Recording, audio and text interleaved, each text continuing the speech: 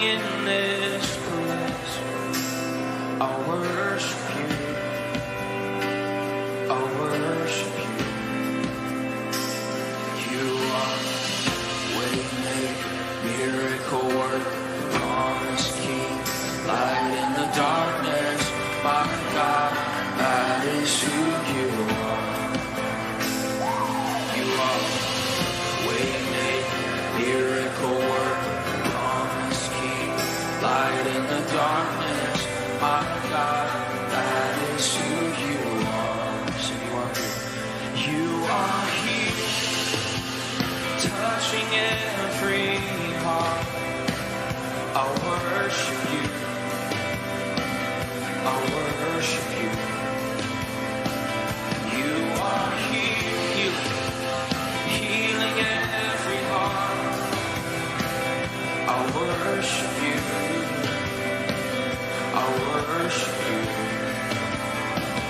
You are here, turning lives around. I worship you. I worship you. And you are here, mending every heart. I worship you. I worship you.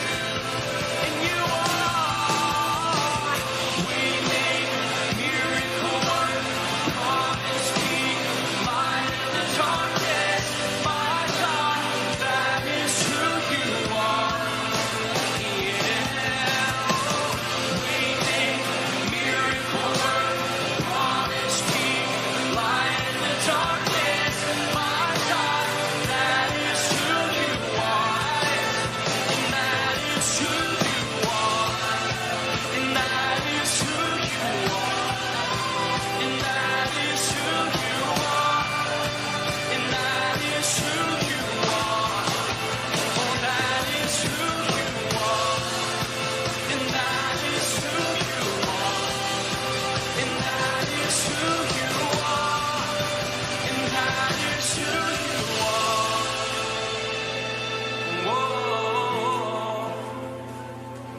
That is who you are.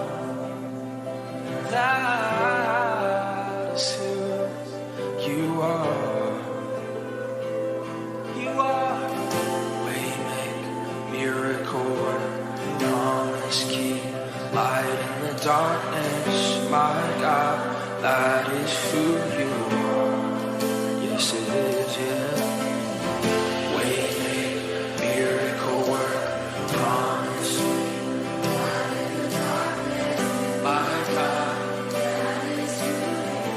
This up, even when I don't, even when I can see that you're working, even when I can feel that you're working, you never stop working, you never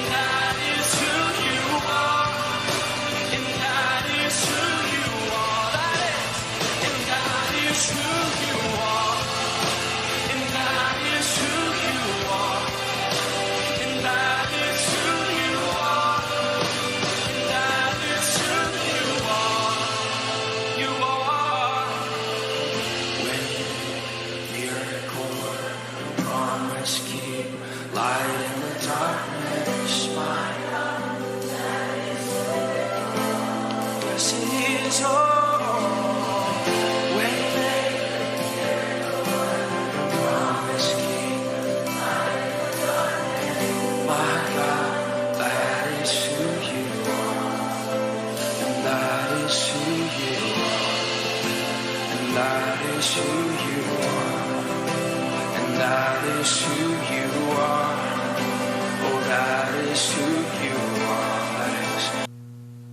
you know making videos?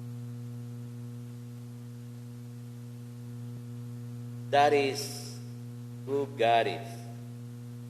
Siya ang Diyos noon, ngayon, at magpakailanman, at mananatiling Diyos ayon sa kanyang panahon.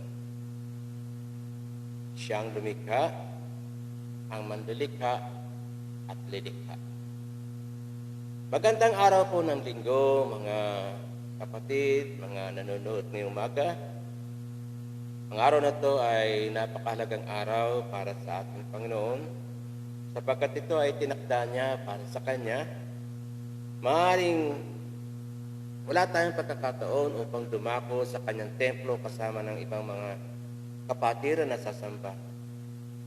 Pero maging sa loob ng ating tahanan, sa loob ng ating kwarto, kung pwede magbigay ka ng kaunting panahon katulad ng ginagawa mo ngayon na nanonood upang samahan ako ng lingkod, Pastor Maria Balota, Simpleng Misionero 122955 ng The Journey with Christ Church, ay bumabati sa inyo ng isang mapagpalang araw ng pagsamba sa ating Panginoon.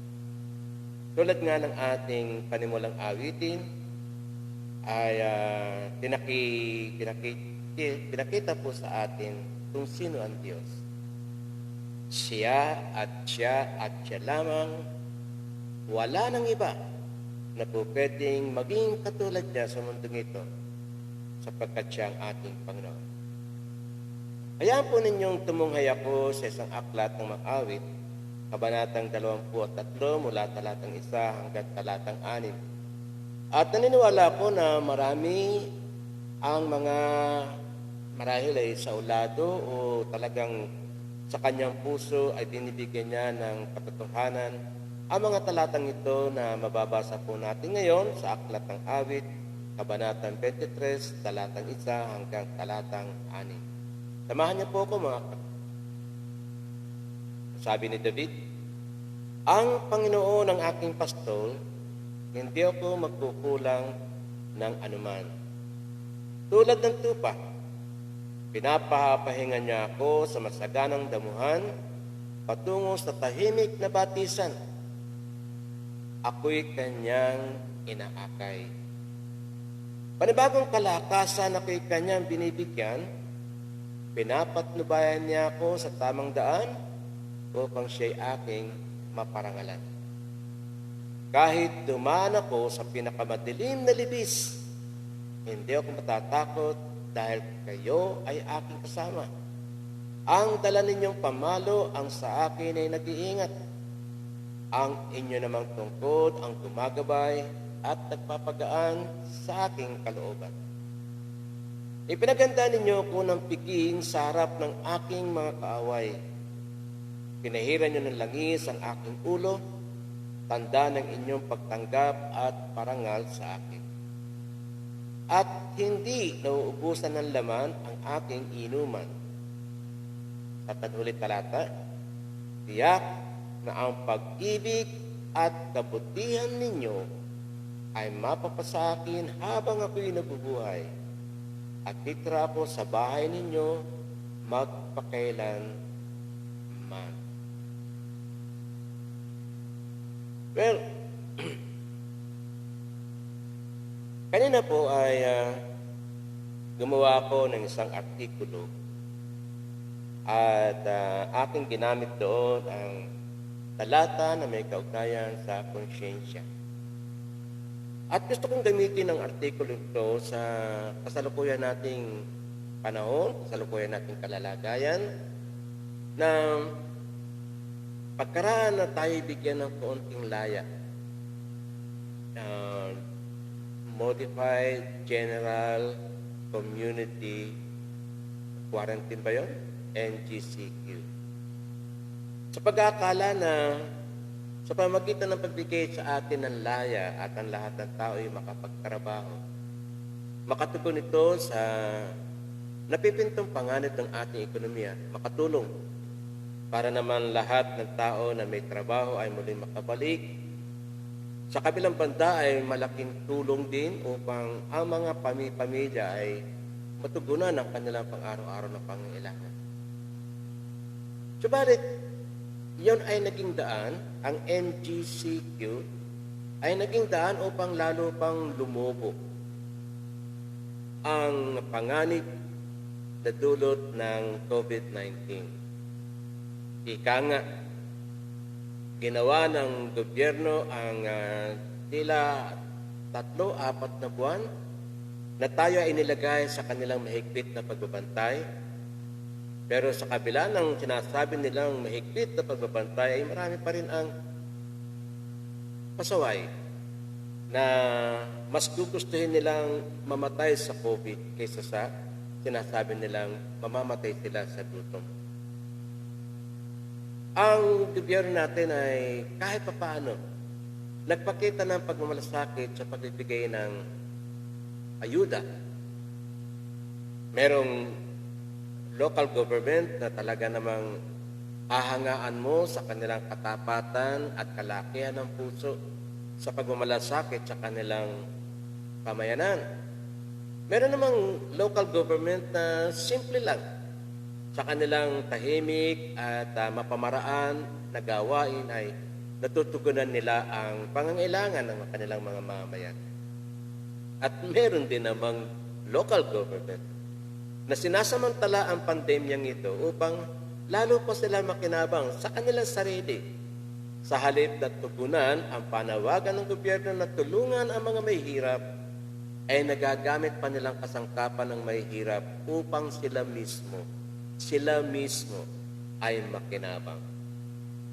Hindi lingid sa ating kalaman, mga minamahal, kung paano sa kaunting halaga mula sa gobyerno sa tinatawag na social amelioration na dapat ipamigay sa karapat-dapat tumanggap ay nagagawan pa nila ng magic at pinakikinabangan nila ito. Kumbagay, lumalantad ang kanilang kasakiman at ang paglawak ng kanilang pagsamantala upang lalo pang makinabang dito sa pandemya. Alam nyo, mga may hirap lamang ang makakaramdam ng kalalagayan ng totoong may hirap. Pero yung mga mayayaman na yan, hindi ko naman nila lahat. Pero karamihan sa mga mayayaman ay walang ibang nasa sa isip, kundi paano mapoproteksyonan ang kanilang sarili sa pamamagitan ng kanilang kayamanan. Hindi katakataka na habang yumayaman ng tao, lalo niyang tinataasan ang kanyang seguridad. Malaking bahay,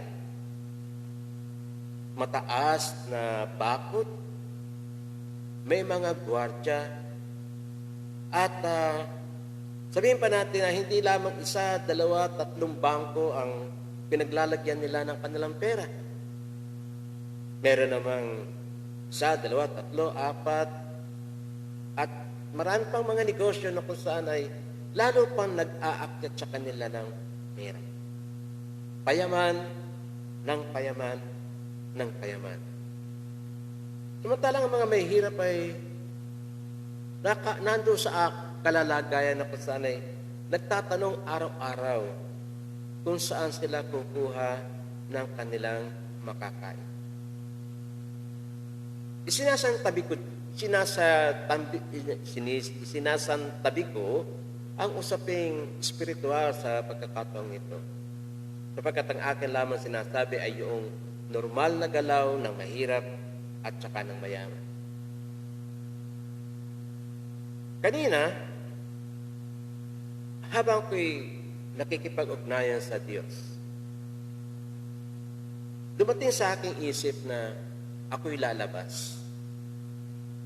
At Hindi ko alam kung saan ako pupunta, pero maghahanap ako ng tao na aking maabutan ng tulong. Ano man pamamaraan ng pagtulong ang pwede kong gawin. Marahil material, pagkain, pera, o panalangin. At inihanda ko ng gamit doon. Naglagay na ako ng kaunting langis na panghilot, yung galing sa ugat, na sinamahan ko ng panalangin na ang langis nito, sapagkat nakasulat naman sa aklat, ito ay kapag ipinahid mo sa may sakit, kasama ng panalangin na matuwid, makagagaling. May naisip na akong tao na may sakit at gusto ko sanang puntahan. At pupunta rin ako sa isang tao na malaki ang puso na tumutulong sa mga mahihirap.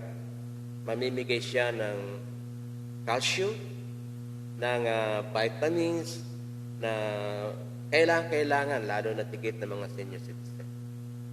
Pagkatapos, inilagay kong aking Biblia sa bag at kinuha ko na yung ID ko, nag-jacket na ako, nag-face shield na ako, nag-face mask na ako, at chinek ko ang aking cellphone. Ready na talaga ako. Naka-ready na ang aking sasakyan at handa na akong lumabas.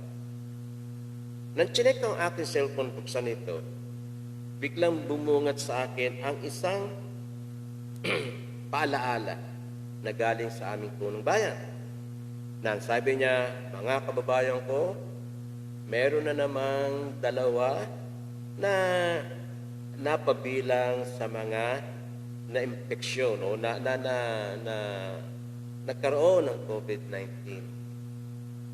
At inisa-isa niya doon ang bilang at ito'y imabot siguro sa mga 8 na yung iba ay nasa bahay, yung iba ay nasa ospital. At sa huli ay nakikiusap siya. Na sabi niya, para po sa inyong kalusugan at kaligtasan, please stay at home. So habang binabasa ko yun, nag-isip ako, gusto ko maging pagpapala, maipanalangin yung mga nangangailangan ng panalangin, nangangailangan ng material tulong, pero nananawagan ang aming mayor at nakikiusap, anong susundin ko? Ang utos ng aking puso, ng aking kalooban na makatulong doon sa isang tao na nasa banig ng karamdaman o ang panawagan ng aming mayor para sa sariling kaligtasan, sa sariling kalusugan. And so, eto ko sa inyong harapan at magbibigay ng konting mensahe. Tama. Mas pinili ko ang aking sariling kaligtasan at sariling kalusugan. Naging makasarili ba ako? Hindi po. Sa aking paniniwala, ito ang sinasabi sa akin ng Diyos sapagkat marami pang araw na po pwede akong makatulong sa maraming mga tao. Pero kapag ako ang inabot ng COVID-19, maaaring maging limitado ang aking araw ko o magkakasakit. O baka kung hindi ako salba sa sakit na dadapo sa akin, kung pwedeng hindi na rin talaga ako makatulong. Rainmaker, miracle worker. Iyon ang Diyos. Yun ang Diyos na pininiwalaan ko na kahit hindi ako nakarating doon sa tao. God has His own way to reach the person na gusto kong abutin. Tsaka hindi lang naman pati ako, hindi lang ako ang nag-iisang makatutulong sa Kanya. Ika nga, meron pang mas proper na tao, meaning may mga doktor na pwedeng dumating sa Kanya, tulad na sabi ng isa na handa siyang tumulong at magsasama siya ng doktor. I believe, kung sasamahan niyo rin ako sa aking paniniwala, na kung ikaw ay nakikipag-ugnayan sa Diyos, ang Diyos ay mangungusap sa iyo. Hindi ko sinasabing ito ang sinabi sa akin ng Diyos. Ang gusto ko lang sabihin, ito ang naramdaman ko na pangungusap ng Panginoon sa pamamagitan ng aming mayor upang tumulong ako sa kanyang panawagan na wag nang makabigat sa bayang kanyang pinamamalaan, kundi maging isa sa tulad ng marami na sumusunod ayon sa inuutos ng batas na wag munang lumabas sapagkat maaaring ako'y mahawa o maaaring ako ay maging carrier o makapagdala ng ikahahawa sa panahon na ako ay umuwi na sa aking bahay. Kaya nga po, sa aklat ng awit 23, maganda po ang binabanggit ito para sa atin. Sabi ng Panginoon, tulad ng tupa, pinapahinga niya ako. Kailangan din po natin ng personal na pagmamalasakit sa ating kalusugan. Hindi po pagiging makasarili yan. The more na you are healthy, the more na makatutulong ka sa marami. Pero once na ikaw ay magkasakit, that's the end of the line. At ikaw naman ngayon ang tutulungan. It is better to help, not to be helped. Naintindihan nyo? Mas mabuti ang nakakatulong kaysa ikaw ang tinutulungan. Sabi nga ng aklat, panibagong kalakasan na kay kanyang binibigyan, pinapatnubayan niya ako sa tamang daan upang siya ay aking maparangalan. Ang ating katawan ay hindi atin. Never na po pwede mo sabihin, it is mine. No. God has given us a life with a purpose. At siguro maganda po natin tingnan na ang life na ibinigay niya sa atin ay hindi for us to enjoy for ourselves. Yes, we have to enjoy life.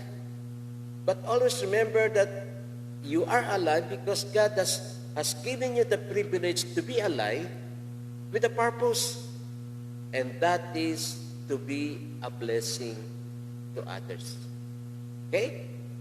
Kung ikaw lang mismo ang magpapasaya sa iyong sarili at maraming tao naman ang maaasar, magagalit, may inis sa ginagawa mong uri ng pamuhay, then you are not glorifying God. You are glorifying the devil. You are glorifying the world. And that was not meant to be kung bakit tayo ay nabubuhay. Remember what the Saint Paul has said. Sabi niya, our body is God's temple.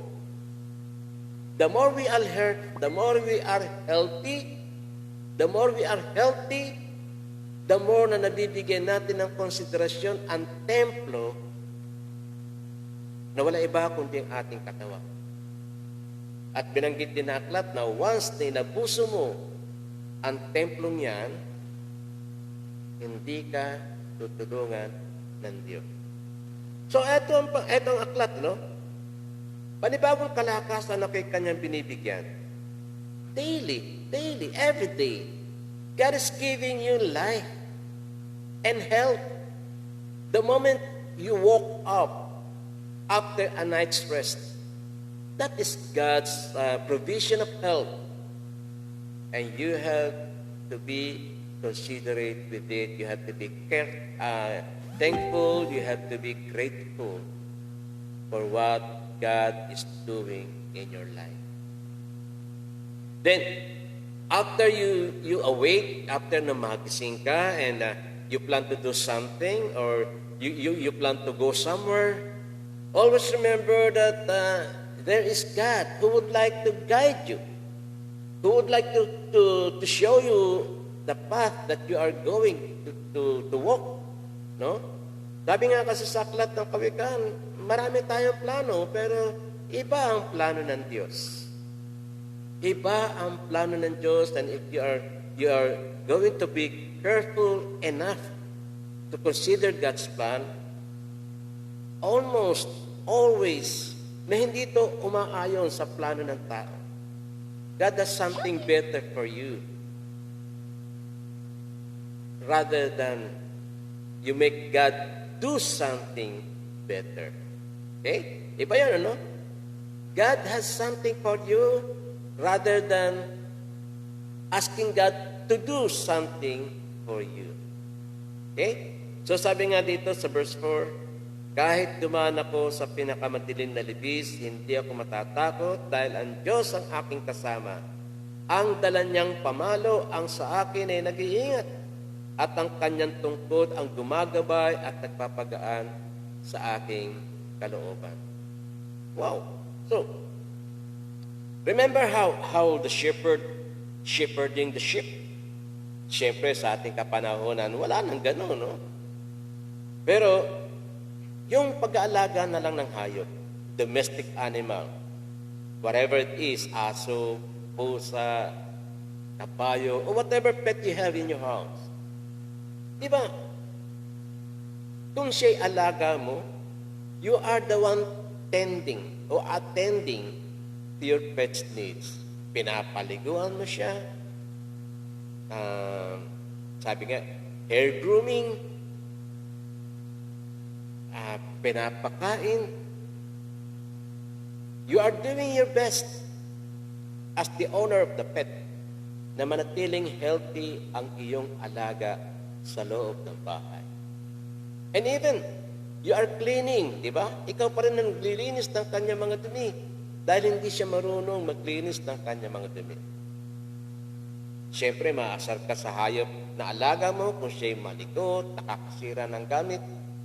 Pero still because you are caring sa iyong pet, domestic pet. Okay lang na maglinis ng kanyang pupo. Okay lang na maglinis ng kanyang ihi. Okay lang na siya'y makasira. Kasi ganun ang attitude ng ating alaga. And yet, hindi ka tumitigil sa pag-aalaga sa iyong alaga. So I could see God sa ganung pamamaraan attending to my every needs, every aspect of my needs. At tinutulungan niya ako, even at my worst, tinutulungan niya ako. Hindi niya ako pinababayaan. And I assure you, brothers and sisters, I assure you, kung paano ko iniingatan ng Diyos, inaalagaan, maaaring more than what He is doing for me, ang ginagawa niya sa iyo.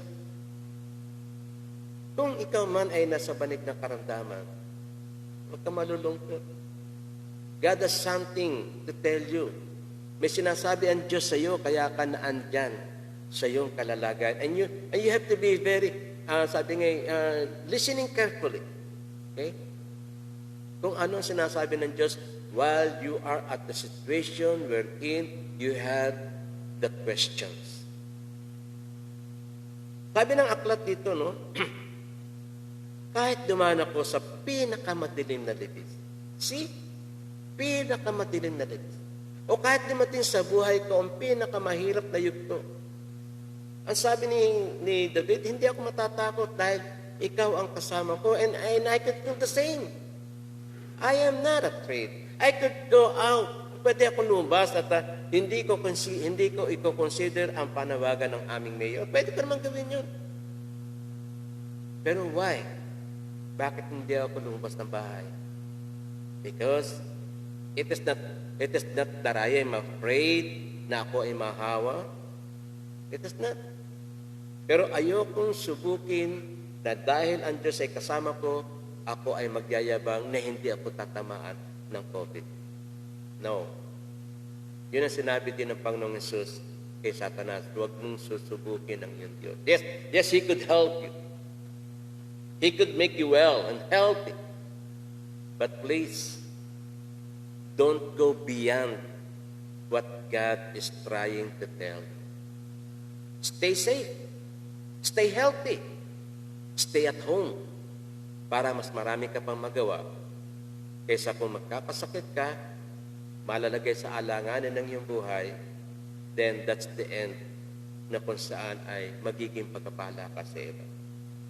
Kaya nga, kung ating aabusuhin ang Diyos sa kanyang biyaya, sa kanyang pagkapala, remember what David had said, ang dala niyong pamalo, ang sa akin ay nag-iingat, ang inyo naman tungkod, ang gumagabay at nagpapagaan sa aking kalooban. Ay, gusto mong disiplinahin ka ng Diyos sa katigasan ng ulo mo. Mas magandang maglingkod sa Panginoon na wala kang inaalaalang anuman kesa yun sa gustong maglingkod sa Panginoon pero ikaw ay may sakit at yun ang pinaka nakakalungkot na maaaring mangyari. Verse 5. Ipinaganda ninyo ako ng piging sa harap ng aking mga kaaway. Pinahiran niyo ng langis ang aking ulo, tanda ng inyong pagtanggap at parangal sa akin, at hindi naubusan ng laman ang aking inuman. Sa artikulong ginawa ko kanina, maliwanag yung nakalagay doon na, and whatever you do to the least of my disciples, you have done it to me. Ang anumang gawin mo sa mga mahihirap, ang sabi ng Panginoon, ginawa mo sa akin. So, do you want to be blessed? Gusto mo ba pagpalain ka ng Panginoon? Simple lang. Share your blessing. Share your blessing. Kahit na maubusan ka, share it with others. Sapagkat sabi ng Panginoon, hindi ka niya pagkukulangin sa lahat ng inyong mga pangangailangan. Hindi ka talaga niya kapagkukulangin. Kung meron tayong alagang hayop, hindi naman natin ito ginugutom. Hindi natin pinababayaan. Ay higit na mas mahalaga tayo sa Diyos kaysa sa mga hayop sa paraan ng ating pagmamalasakit. Kaya nga, sabi ni Haring David, ipinaghanda niyo ako ng piging sa harap ng aking mga kaaway ko. Come on, come everybody. Kagalit kita, masama ang loob ko sa iyo, kahit na medyo hindi ko gusto ugali mo, the blessing is here to share with you. Minsan kasi, namimili tayo ng bibigyan, am I right? Kung hindi ka kasali sa tropa, hindi ka mabibigyan. Kung masama ang galing pinakita mo sa akin, hindi kita tutulungan. That's how we feel. That's how we try to rationalize our being a giver. Meron pang ang binabanggit na kung mabait ka sa akin, mabait din ako sa iyo. Pero masama akong kaaway. That's the world. Yun ang rational ng mundo. Atut for atut, di ba? O atit for atit. Kung maraming tit, atut for atut, kung isa lamang ang tut. So, meaning, ginawa mo sa akin, gagawin ko din sa'yo. Gumawa ka ng masama sa akin, gagawa din ako ng masama sa'yo. And that is the opposite. The opposite of what God is telling us is, love your enemy. Do good to them. Kahit na ginagawa kanila na masama. And how Jesus has made Himself as an example of doing good sa lahat ng mga gumawa ng masama sa Kanya. Hindi ba? Kaya nga, pansinin natin ang binanggit ng Biblia. Pinaganda niyo ko ng piging sa harap ng aking mga kaaway. You and your enemy are eating on one table. Kasama mong kumakain ng mga kaaway mo, and that is how God planned it. You are special to God, yes, because you are His Son. But don't forget na kahit sabi nga ay hindi niya mga anak, ay Kanya ding pinagpapala. That's how God works according to His blessing and according to His mercy. Pinahiran niyo ng langis ang aking ulo. Tanda ng inyong pagtanggap at parangal sa akin. God will bless you. The moment you open your hand, see, and share whatever it is na nasa sa inyong mga kamay. Huwag kang ganyan. Maging ganyan ka so that God will see kung may laman pa o wala na ang iyong mga palad. At pag nakita ng Diyos na wala nang laman ang iyong mga kamay dahil na ipamigay mo ng lahat, and the Lord will again make His way, make His proper way to bless you more. Bigyan uli ng laman ang iyong palad upang ito ay ma-share mo din sa lahat. Ma-share mo din sa lahat. Don't be selfish. Don't. Because God loves a cheerful giver. Sabi ng aklat, hindi naubusan ng laman ng aking inuman. Definitely. As God has promised to you that He is your Jehovah Jireh, then He will always be your Jehovah Jireh. Don't just say the word, God will provide. Live with it. Testify that God is not short of providing you of everything that you need. Be a testimony. It's not just preaching the word that God will support, God will supply, God will help. Don't. Let the people read. Let the people know that you are not only saying it by your words, but you are living with it by simply sharing what you have. Ganun lang yun. The more na nakakabigay ka, the more na nalalaman ng tao na hindi ka naubusan. Pero once na hindi ka na nagbibigay, then wala ka na. Short ka na. At alam ng Diyos kung paano niya pupunuan, kung paano niya lalagyan, kung paano magiging continuous ang flow ng kanyang blessing sa buhay mo. As you are making yourself also a blessing sa buhay ng maraming mga tao. Then verse 6, tiyak na ang pag-ibig at kabutihan niyo ay mapapasa akin habang ako'y nabubuhay. How long? Tanong natin, how long? Ang kamatayan ay totoo. We cannot avoid that. We cannot simply say that kapag ikay sumampalataya sa Diyos, hindi ka na mamamatay. No, that is a lie. Mamamatay ka rin physically. I'm saying physically, not spiritual. And then, kapag namatay tayo, that's the end of the line. Wala ka na. Tapos ka na. So, may mga plano ka pang nakabinbin. May mga programa ka pa. May mga pangarap ka pa. Pero once na ikay namatay, tapos na lahat niyan. Period. And you could not ask God for an extension of a life. Diba? So, eto tayo. How old are you? From the time you were born, at the age of yours now, ano ang mga blessing na na-share mo sa iba? As the Lord had blessed you from day one up to the present day na ikaw ay nabubuhay. Baka lagi ka nangihingi. Lagi kang umaasa. Lagi ka nakatingin sa meron. Naawa ka sa sarili mo dahil kay kapos, dahil kayo mahirap. Don't be. But don't be. Tinan nyo, ha? Irony. Yeah? Nagtataka ka. We are doing everything to protect ourselves. May face shield, may face mask, may barrier sa motor, may mga vitamins, staying at home,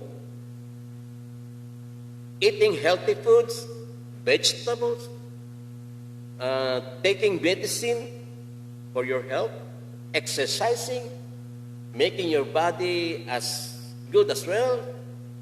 Pero tanong ko sa inyo ito, nakakita na ba kayo ng pulubi, gutay-gutay ang damit, walang face shield, walang face mask, hindi umiinom ng vitamins, hindi naliligo, and yet, makikita mo pa rin sila sa lansangan sa kabila ng COVID. Meron bang taong grasa na isinakay sa ambulansya dahil nahawa sa COVID? palagay ko, matatawa tayo sapagkat sila pa na kulang sa nutrisyon, pagkain sa basura, kinakain nila, nabubuhay sa pamamalimos, ulanin, arawan, pero buhay pa rin, mas malakas pa sa atin. You see, ano ang ibig kong iparating, mga minamahal? God is doing His job. God is doing His assignment. And that for us to understand that it is not us. It is not us, but it is God. Diba? Marami nananalangin, Lord, patigilin mo na po itong COVID. Yes, I am, for one, praying for that. But I cannot, sabi nga, utusan ng Diyos na para patigilin ang COVID na ito. Or rather, make a promise to people that God will stop this COVID. Hindi ko pa pwedeng pangako sa tao yun. Because God has His own drawing board. Hinayaan niyang makarating, and I believe, ayon sa kanyang panahon, ayon sa kanyang oras, ayon sa kanyang pasya, He will let this pass, itong COVID na ito. Not for us to be exaggerate, or even promise what God is not promising, para lamang masabi mong, you could help. Sa takdang panahon, ipapahinto ng Diyos ang COVID na ito nang wala kang maaaring gawin. Help Him stop this pandemic. So, you yourself alone, the way that God is working in you, you yourself alone. Sabi ng aklat, tiyak na ang pag-ibig at kabutihan nyo ay mapapasa akin habang ako'y nabubuhay. And I intend to tell you right now as how much life you have, sabi nga, spent. And bilangin mo, if you could, yung years na kung saan ay naging blessing ka sa marami. Kung hindi pa, then try doing it today. Gawin mo ngayon. Hindi yan sa laki ng material na ipamimigay mo. Hindi, wala yan doon. Kundi sa loob ng puso mo, how big is your heart to share God's blessing? How big is your heart? And the Lord will bless you. The more you bless others, the more God will bless you. Remember, sabi nga niya, kapag nagbigay ka ng isang basong tubig sa aking alagad, ito ay ginawa mo sa akin. Helping the needy, helping the widows, helping the orphans, helping everybody that needs help. It's like what God is telling us, that He Himself, you have done the good work. Kapag hindi natin naisip na tumulong sa iba, bagkus nakikipag-away pa tayo sa iba for sabi nga maliliit na bagay, debatable topic. Lalo na dito sa gobyerno, no? Ano ka ba? Kabila ka ba o sa kabila ka? Kikipag-away ka? So, ako, for example, nakakabasa ako ng mga article na hindi ko gusto at yun ay aking sinasagot. Not to the extent na makikipag-debate ako, makikipag-away sa kanya. I'm just sharing, sabi nga sa Facebook, what is in your mind? Diba? What is in your mind? But still, sa likod ng lahat ng ito, ay ang kagustuhan pa rin ng Diyos ang sinisikap ko. Not having been there, but trying to do what God would like me to do. Well, I guess I would mag-apologize na lang ako doon sa mga nasasaktan ko kapag ako ay nag-share ng aking thoughts. I'm sorry. Really, I am. Really, I am. But as of spirituality is concerned, sharing this word ay higit na makatutulong rather than sharing what political ideas I have or rather sharing what other people are thinking. Itong bagay na ito na sinasabi ng aklat ng awit 23, 1-6, ito yung naranasan ni Haring David. At naranasan ko rin noon. And I would like to continuously experience what David had experienced. Ayoko matapos. Gusto ko magtuloy-tuloy yung mga kabutihan ng Diyos na naranasan ko until the time na kung sakalit ako ay itakdaanan niya ng kamatayan, then yes, I am willing. I am willing to live according to the time and limitation that God has given me. Good morning, James. Good morning, Edna. Good morning, June Mendoza. Sabi ng verse 6, tiyak na ang pag-ibig at kabutihan nyo ay mapapasakin habang ako'y nabubuhay. Maaring bukas pwede na ako mamatay. Or maaring bigyan pa ako ng Diyos ng until my 100th life. Ika'y 100 taon. Pero I would not ask God to give me that years. Ayoko na umabot sa 100 years. Imagine, pagka inabutan ko pa yung 100 years, ano na tsura ko? Pangit na nga ako ngayon. Kung okay tatanda pa ng 100 taon, hindi, mas magiging pangit pa ako kaysa sa kasalukuyan. At ano magagawa ko kung okay 100 taon na nakahiga sa banig at inaalagaan, sinusubuan, binibisan? I don't feel like I will enjoy that kind of life. Hanggat malakas ako, that's the time I would like to ask God. Kung bibigyan niya ako 100 years at ganito pa rin ang pangangatawan ko, then so be it.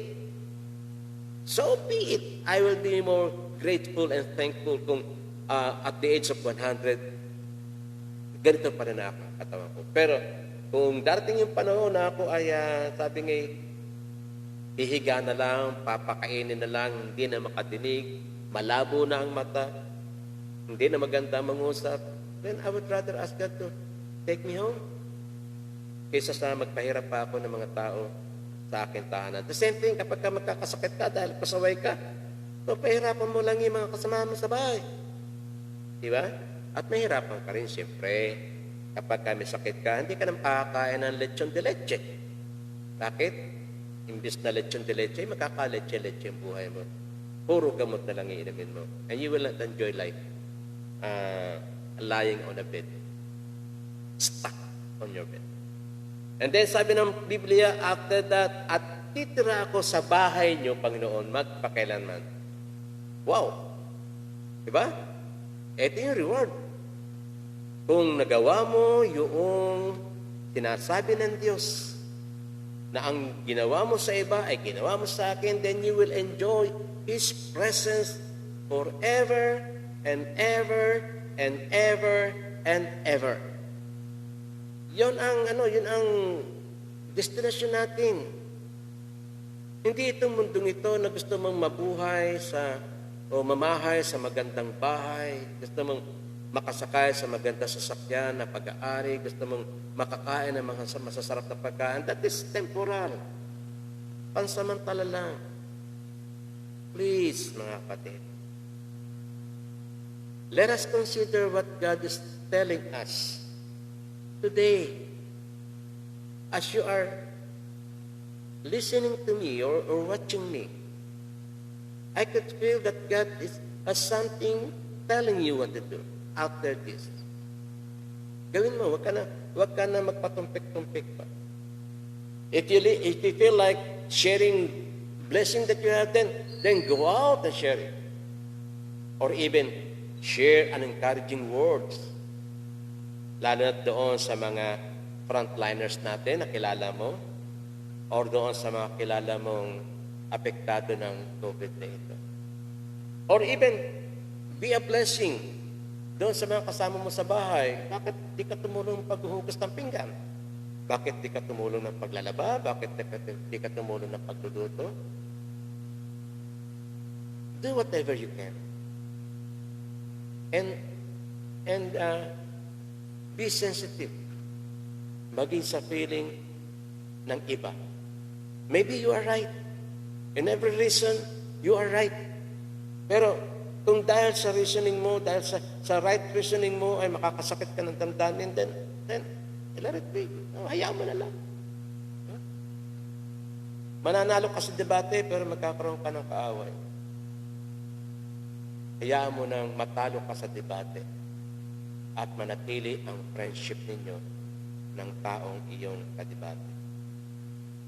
So, let us consider, mga kapatid, mga mahal sa Panginoon. Let us consider that it's maybe time for us. It's maybe time for us.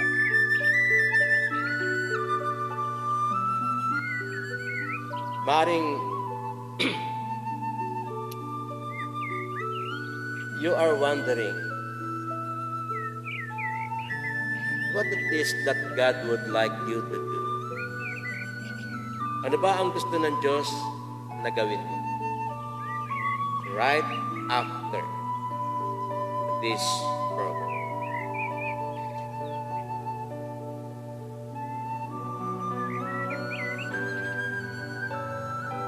I remember someone I love,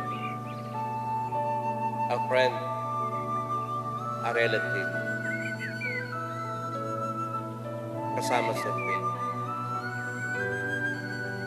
who is now suffering of this asymptomatic, or someone na naandun sa ICU, or somebody na sabi nga ay magpaikot-ikot na siya sa loob ng kanyang bahay, sa kanyang mga bakuran na natatanaw, wala pa. Samahan niyo po na ipanalangin ng taong yun, ang mga taong iyon. And also kung may kilala kang tao who is also suffering, not only physical but most importantly is emotional. Mga taong sa tindi ng paghihirap ay gusto nang mamatay o nawawalan na ng pag-asa. Help them. Help them. You can be God's channel of blessing in a very simple way. Simple lang. With a heart so big enough to give rooms doon sa mga nangangailangan. Ngayong araw po ng pandemya, huwag na tayong makasira sa marami. Kundi tayo po ay makatulong ayon po sa tulong na nais ng Diyos na gawin natin. Kaya po mga minamahal sa Panginoon, magbigay po tayo ng pagkakataon. That is who you are, and that is who you are, and that is who you are. Come on, one more time. Even when I can see it, you're working. Even when I can feel it, you're working. You never stop. You never stop working. You never stop. You never stop working. Hindi po ba? Even when I can feel it, you're working. You never stop working. You never stop working. Even when I can see it, you're working. Even when I can feel it, you're working. You never stop working. Totoo po yun, mga kapatid. Hindi tumitigil ang Diyos ng pagtulong sa atin, hindi niya gagawin. But He would like us to be His channel of His blessing. Hallelujah.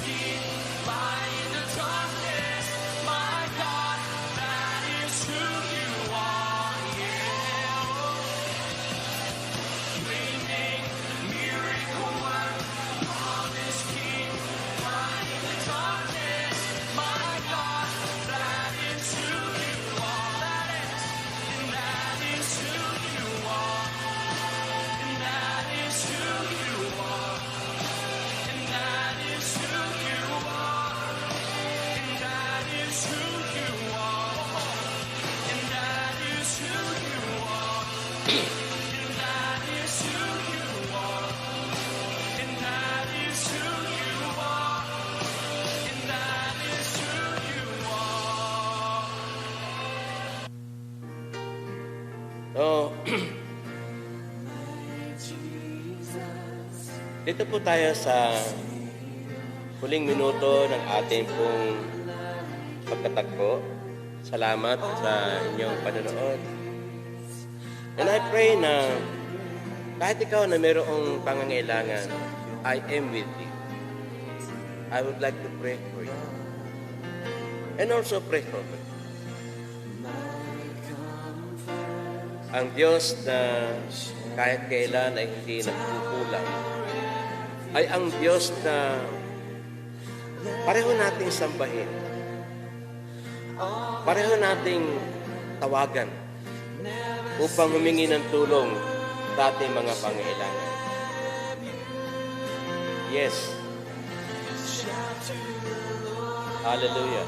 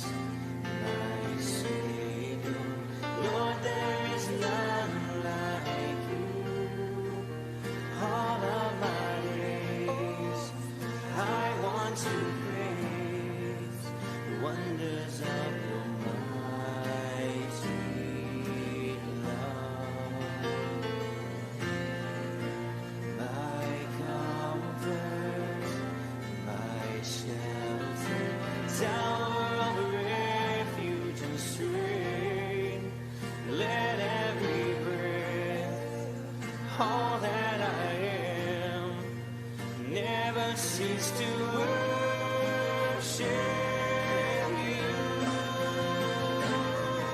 Shout to the Lord on the earth, let us sing. Power and majesty, praise to the King. The mountains bow down and the seas roar at the sound of your I sing for joy at the work of your hand.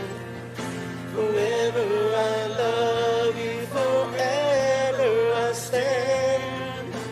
Nothing compares to the promise I have in you. shout to The Lord of the earth, let us sing. Power and majesty, praise to the King. Mountains bow down and the seas will roar at the sound of your name. I sing for joy at the works of your hand. Forever I love you, forever I stand. the promise I have in you.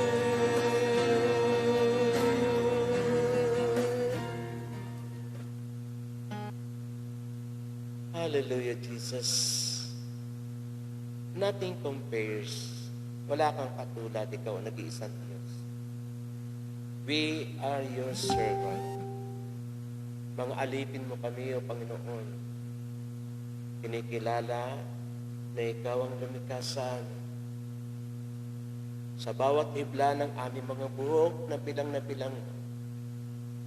at anumang bahagi ng aming lupang katawan, ito ay nilikha ng iyong mga kamay.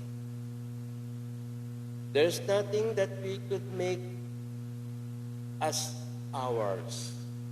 Wala pong bagay na po pwede namin angkinin. Kahit ano, even the life that we are living is not ours.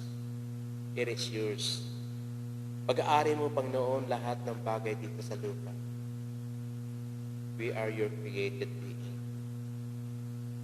Grateful and pleased na kami po ay binigyan mo ng opportunity to live. The privilege to live. I pray, Father, na sa mga sandaling ito, we're not going to think about ourselves or what it is for us to enjoy. Because living per se is an enjoyment. Ang aking pong panalangin, Ama, sa puso ng bawat isa na kasama po ngayong umaga, gamitin po kaming daluyan ng iyong mga pagpapala. At kung paano kami nabubuhay ng masaya, ng maayos, ganun din po nawa ang maging kaisipan namin na kami ay maging bahagi ng masayang buhay ng iba.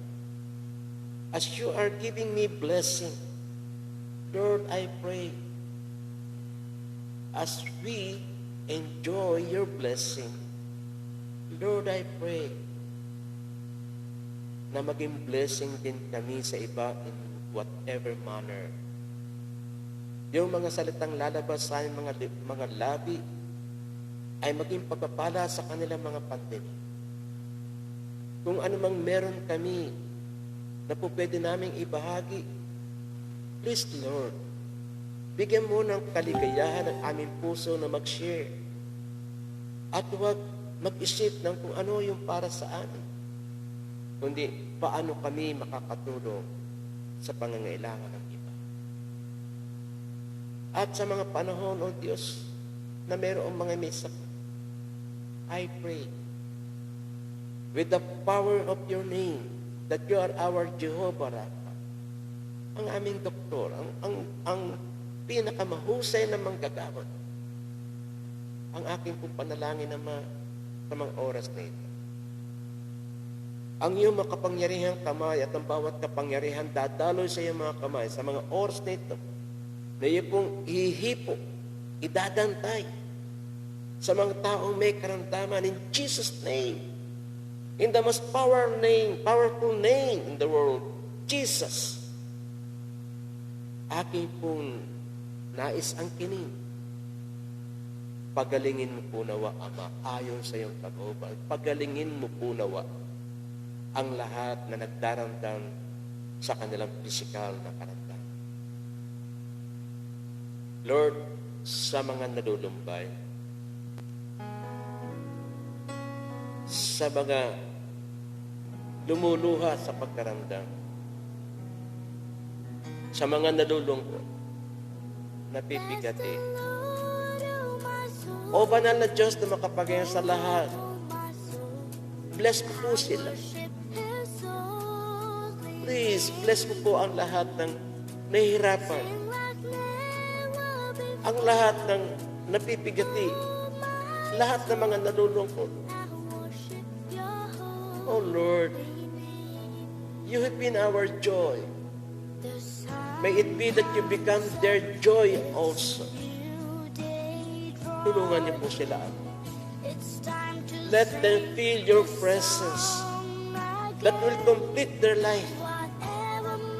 Please, Lord, I pray, I beg you, Lord, kasama ng aking mga kasama ngayong umaga, we beg you, Father, please attend to their physical need.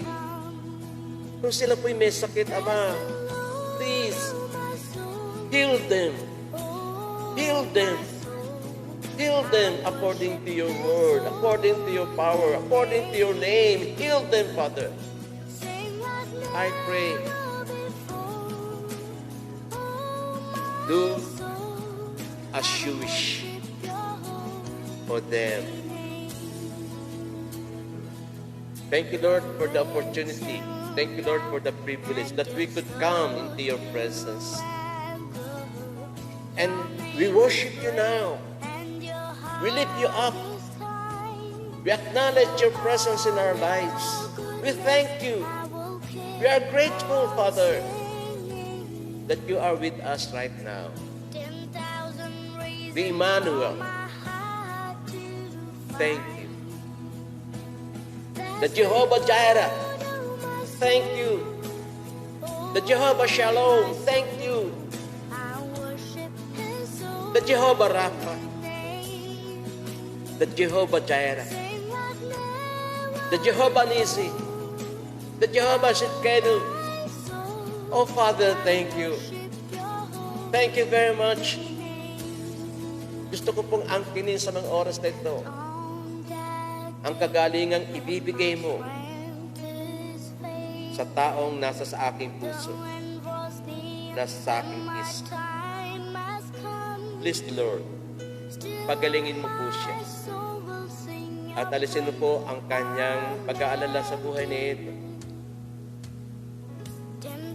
Nawa po, Ama, ako na nagmamahal sa kanya, nagmamalasakit sa kanya, nag-iisip ng kanyang kapakanan. Lord, I would like to thank you that you are with her, with him. Alam ko po na kasama ko sa panalangin ng mga taong nanonood ngayong umaga as they themselves have names in their heart that needed you, Lord. That needed you. That needed you. At gusto ko pong kasama sila sa pag-angkin ng pagtugon mo sa amin pong idinadala para po sa kanila. Thank you, Father. Thank you for answering our prayers. Gusto ko pong angkinin ito. I would like to claim it. Nang anumang hilingin ko sa panalangin na aking matatanggap according to my faith. And I have faith. Faith. Faith without boundaries. Because I could come from here to you. Thank you, Lord. Bless you, Lord. Bless you, Lord. Bless you, Lord. And bless me and bless us. In Jesus' name. Amen and amen. Did you know making videos is as easy as toast? Okay, so isang maganda at mapagpalang umaga po sa lahat. Thank you for watching. Until now, you are watching, and I would like to share with you how much God loves me, and simply by let us all listen to music.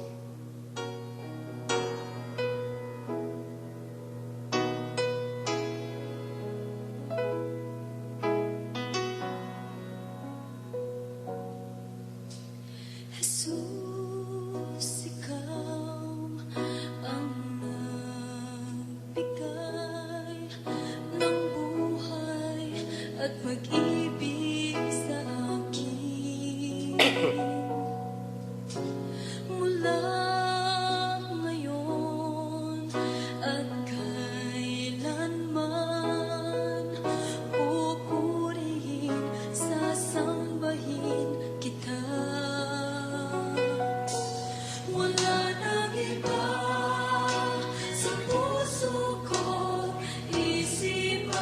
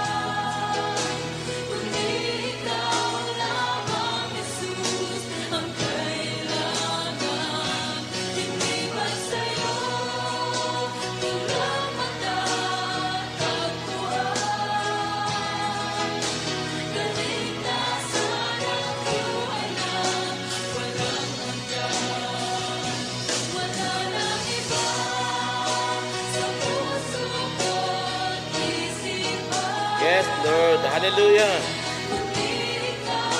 Woo. Tanggapin natin ang pagpapala ng Panginoon. Wow! Yes! Hallelujah, Lord! Woo! Walang iba, wala nang ibang kung ko'y tipan. Purihin po ang Panginoon at salamat ulit, Pastor Mel. Pastor Mel, thank you for watching. Schoolmate Edna Ara Cuevas Tingol, thank you for watching. Brother John Mendoza, thank you for watching. Brother James Martinez, thank you for watching. And lahat po na manonood, pagkatapos ng live na ito, ay salamat po sa inyo. Pagpalain po tayong lahat natin Panginoon. Huwag po tayong mawawalan ng pag-asa. Buhay ang ating Diyos. At tutugunin ka niya. Naniniwala ko, tutugunin ka niya.